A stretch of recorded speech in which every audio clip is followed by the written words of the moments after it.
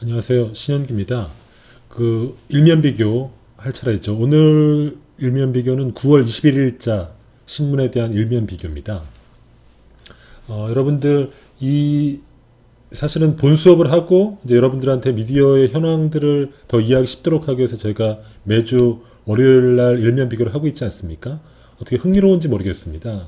그리고 이걸 통해서 여러분들이 어떤 우리 미디어의 특성, 그다음에 우리가 정파성을 갖고 있고 또 이런 정파성이 갖고 있던 게 가장 큰 특징이었는데 그런 것들을 조금 생생하게 느꼈는지 모르겠습니다. 만약에 이런 일면 비교 수업을 듣고 여러분들이 만약에 집에서 신문을 구독하기 시작했다. 예, 종이신문으로 구독하기 시작했다면 저한테 연락을 주십시오. 왜 연락을 주냐고요? 제가 조금 그 보너스 점수를 줄 마음이 있습니다. 어쨌든 오늘 일면을 한번 보시죠. 오늘 일면을 보면은 일단 중앙일보부터 보는 게 좋겠어요. 저번 주에도 봤지만은 중앙일보는 조금 정부랑 약간 보수신문으로 알려져 있지만 사실은 최근 경향을 보면은 보수신문과 각을 잘 안 세워요. 조선일보나 비교해보면은 약간 밋밋하다는 특성을 갖고 있는데 그건 여러 가지 이유가 있을 텐데 중앙일보가 중도를 지향하기 때문일 수도 있고 혹은 신문보다는 방송, JTBC에 더 주안점을 두기 때문일 수 있겠죠. 어쨌든 중앙일보는 저번 주에 이어서 이번 주에도 좀 밋밋해요. 첫 번째는 손흥민 이번에 4골 넣었잖아요. 이번 일요일 날 손흥민 기사가 탑으로 올라왔어요. 그 다음에 코로나19 방역을 2단계로 낮췄는데 여전히 사람들이 이렇게 많이 몰려다니고 그래가지고 방역 위험하다. 그러니까 이렇게 조금 정치는 색깔이 없고 굉장히 조금 그냥 일반적인 이슈 이런 것들을 중앙일보 다루고 있어요. 조선일보는 굉장히 상대적으로 조선일보는 굉장히 자기 색깔이 분명해요. 오늘 조선일보에서 특징적인 신문은 바로 요거예요. 이 기사. 이게 누구냐면은 벨기에 공주래요. 벨기에 공주인데 벨기에가 헌법을 개정해가지고 남녀 불문하고 첫 번째 딸이거나 첫 번째 아들이면 이제 국왕 1순위가 되는데 이 공주가 엘리자베스 공주인데 이 공주가 이제 벨기에 서열 1위래요. 1인데 당연히 여성이니까 군대 갈 이유가 없는데 앞으로 국왕이 될 사람이니까 뭐 그런 차원에서 1년 동안 군사 훈련을 받았다. 이게 일면 기사로 나왔어요. 이건 다른 신문에는 안 보이는 기사예요. 근데 이 벨기에 공주를 일면 탑 기사, 그것도 정면에, 근데 눈길이 가지 않습니까? 이 사진을 일면으로 낸 이유는 뭐냐면은 이게 바로 공정하다는 것을 얘기하고 싶은 거죠. 이게 바로 공정이다라는 거죠. 그리고 그 밑에 어저께 대통령의 연설을 실었어요. 어저께 청년의 날 때 대통령이 공정이라는 단어를 37번 외쳤다는 거 아닙니까?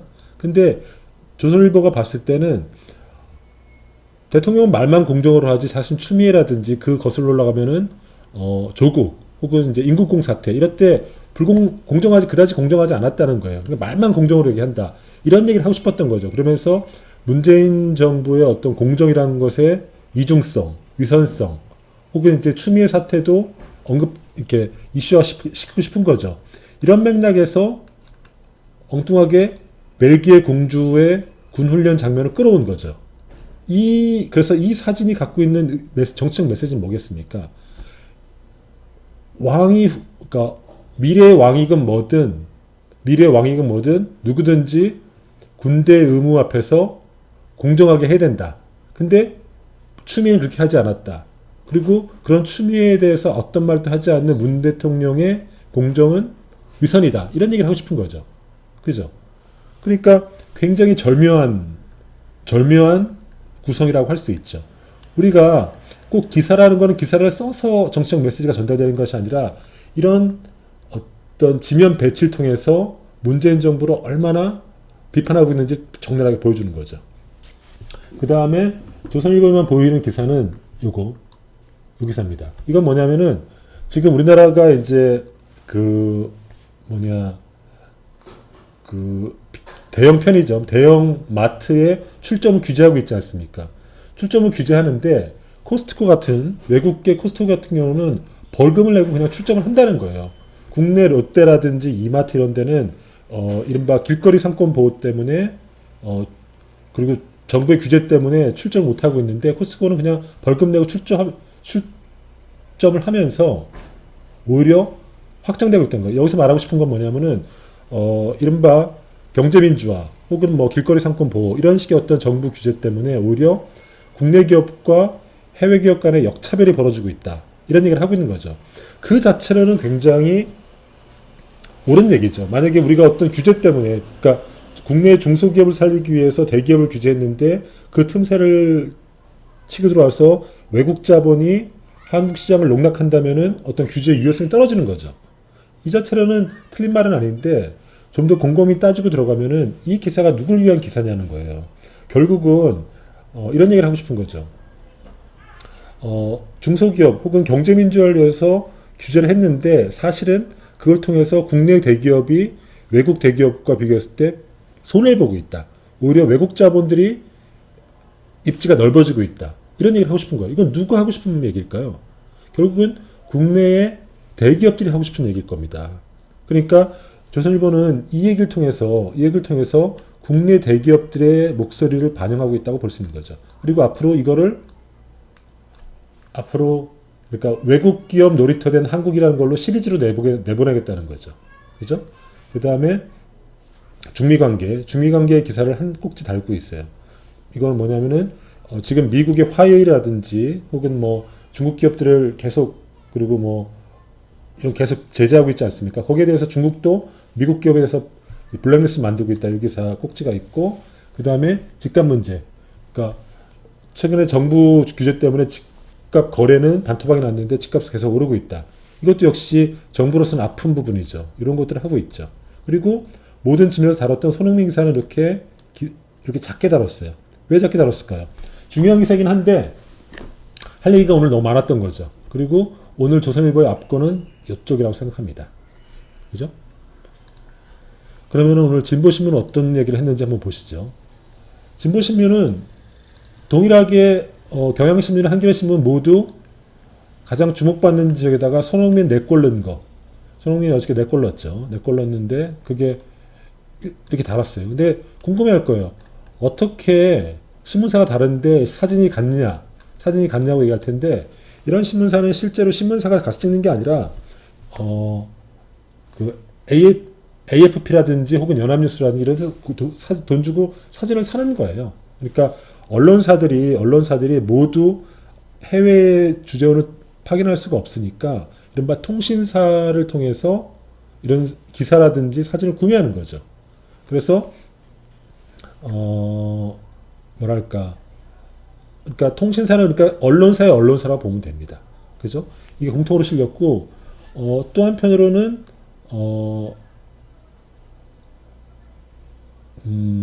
공통된 기사가 없네요. 여기서는 없네요. 주목받을 거는 아까 보수신문에는 없었는데 진보신문에 공통적으로 나온 게 여기 있네요. 이거는 긴스버그 미국 이번에 대법관인 긴스버그가 며칠 전에 사망했잖아요.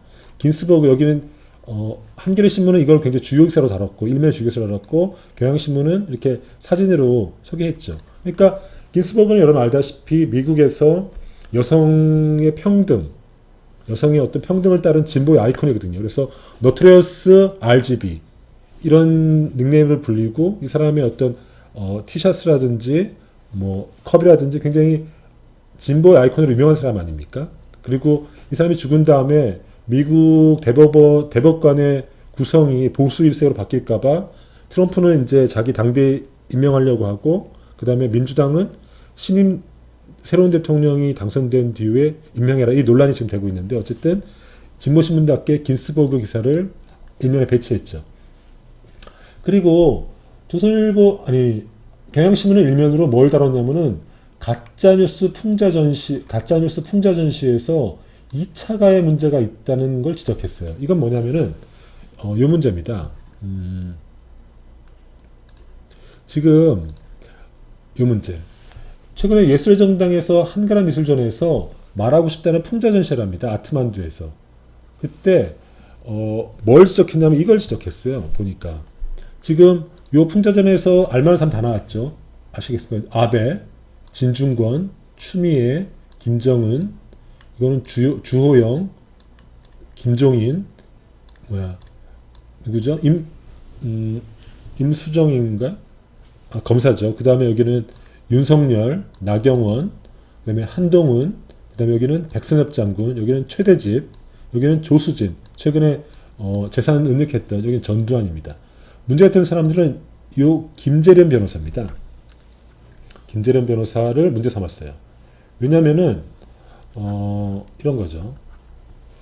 이 김재련 변호사는 알다시피 박원순의 성추행을 당했다고 하는 그 비서의 법률 대리인이죠. 근데 일각에서는 이른바 그러니까 박원순을 지지하는 사람들은 그 성추행 사건이 굉장히 미심쩍고 특히나 그 피해자를 대변하는 김재련의 어떤 그러니까 정치적인 입장이라든지 행보를 의무시하고 있어요.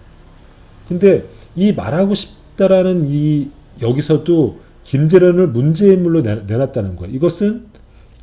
이것은 성폭력 피해자에 대한 2차 가해일 수 있다라는 주장을 경향신문이 하고 있는 겁니다. 그래서 경향신문은 이 풍자전에서 김재련을 문제인물로 등장시킨 이런 문제인물과 동일하게 문제인물로 등장시킨 것은 2차 가해일 수 있다는 것을 지적하고 있는 거죠. 더 교묘해진 2차 가해라는 게 그런 얘기입니다. 이 문제 특히나 우리가 성폭력 피해자와 그 피해 이후 보도에 대해서 2차 가해를 어떻게 피할 것인가에 대한 언론 어떤 보도 지침이 있습니다. 보도 지침이 있는데 이것이 이제 계속 논란이 되고 있는 거죠. 그러니까 이런 문제입니다. 성폭력 피해자 문제가 발생했을 때 그 가해자에 대해서 보도하지 않고 피해자의 신상을 털다거나 이런 건 2차 가해가 분명하죠. 근데 또 한편으로는 성폭력 피해 문제가 불거졌을 때 이게 가짜 미투인 경우도 있을 수 있단 말이죠. 이때 우리가 어떻게 그걸 보도할 것인가, 이것이 이제 언론계에서 논란이 되고 있어요. 특히나 경향신문에서 그런 것이 지금 논란이 되고 있습니다. 그러니까 이제 이게 아직 쉽지 않은 거죠. 사실은 왜냐하면 성폭 피해자는 피해자와 가해자 간의 은밀한 문제니까 사실은 진위를 알 수 없거든요. 그래서 이게 2차 가해 문제가 논란이 되고 있는데 어쨌든 경향신문은 박원순 사태와 관련해서 그 법률 대리인 김재련 변호사를 이런 식으로 다룬 것은 2차 가해 소지가 있다. 뭐 이런 얘기를 하고 있는 거죠. 그리고 경향신문은 그냥 일반적인 비수도권도 거리두기 2단계를 27일까지 연장한다 이런 얘기를 다루고 있죠. 그리고 경향신문에서는 고소득자가 세금 탈루를 지난 10년간 10조 원 했다 이런 것들 다루고 있죠. 그죠? 이런 거고 한겨레신문은 약간 임팩트 있는 기사를 달았어요. 박덕흠이라고 하는 국민의힘 국회의원이 건설사 출신 사장이거든. 사장 출신인데 이 사람이 이제 이 건교위 가가지고 자기 기업 혹은 자기가 운영하는 기업에다가 입찰할 때 굉장히 이득을 많이 줬다는 의혹을 받고 있지 않습니까? 이른바 이해상충 의혹을 받고 있는데 입찰비리 삼진아웃제라는 거를 이제 도입할 때 이 사람이 주도적으로 나서서 법안을 무력했다는 거죠. 이거는 역시 입찰 과정에서 특혜를 받았다는 의혹과 함께 자신이 이해관계가 있는 규제하는 법에 대해서도 그 법을 무력화해서 역시 이해충돌 문제가 있다는 것들을 하고 있는 거죠. 사실 문제가 있을 수 있죠. 왜냐하면은 실제 그런 일이 있든 없든 건설사를 운영하는 국회의원이 전직 건설사 사장이 가장 민감한 건교위에 가서 의정활동을 한다는 것은 이해상충의 문제가 있죠. 이른바 상피, 피해 쓰는 게 옳은데 어쨌든 그런 오해가 샀기 때문에 제가 볼 때는 조만간에 조금 이 사람은 뭐랄까 해당 상임위를 이전하거나 혹은 뭐 정말 특혜가 있었는지 조사가 있어야 될 것 같아요. 그리고 이 한겨레가 또 파고든 거는 요 문제입니다. 최근에 정부가 경제민주화법으로 공정경제 3법이라는 것들을 도입했어요. 이거는 뭐냐면은 상법 개정안과 제가 자세히 살펴봤는데 상법 개정안과 그 다음에 공정거래법 개정안, 그 다음에 금융그룹 감독법입니다. 이건 뭐냐면은 상법 개정안에 뭐가 있냐면은 자회사 경영진의 부정행위에 대해서 모회사의 소액주주가 소송을 제기할 수 있는 다중대표 소송법과 그 다음에 감사위원 선임에서 대주주의 영향력을 제한하는 감사위원 분리선임법, 이게 이제 상법 개정안에 포함되어 있고요. 그 다음에 이른바 공정위 전속고발권, 우리나라가 이제 이 공정거래 위반 사항에 대해서는 오직 공정위만 고발하도록 되어 있거든요. 그러니까 공정위가 이 고발권을 완전히 독점하고 있는데 이것들을 폐지하는 법안입니다. 그래서 검찰이라든지 다른 쪽 혹은 시민단체도 고발할 수 있게 하는 거죠. 그러면 이제 대기업 입장에서는 더 이제 위축될 수 있는 거죠. 이런 것들을 이제 개정하려고 하고, 그 다음에 금융자산 5조 원 이상의 비지주 금융그룹을 감독하기 위한 법안, 이른바 전체적으로 이제 공정경제법이기도 하고 경제민주법이기도 한데, 이것에 대해서 김종인은 찬성했다고 밝혔어요. 어저께 기자회견, 언론 인터뷰에서. 근데 관련 당 상임위 11명 중 9명은 유보하거나 반대했다는 기사예요.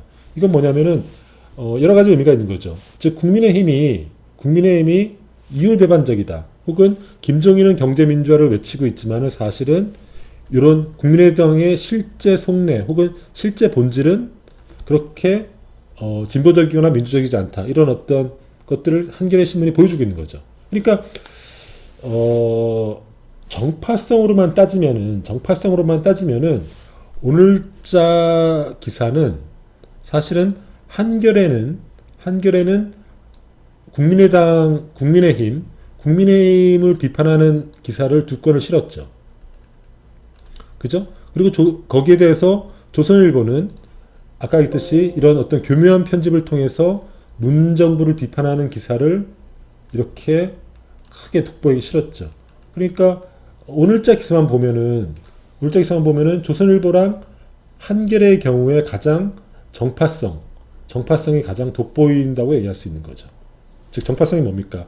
political parallelism이라고 하는데 자신이 지지하는 정치 세력과 사실은 동행하는 거죠. 혹은 그들의 목소리를 대변해 주는 거죠. 이런 식의 자신의 색깔을 드러내는, 정책 색깔을 드러내는 이런 것들이 오늘은 한겨레랑 조선일보가 가장 두드러진다. 이런 얘기를 하고 싶네요.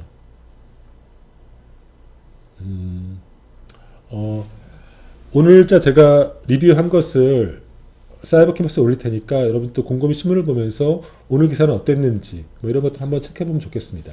그리고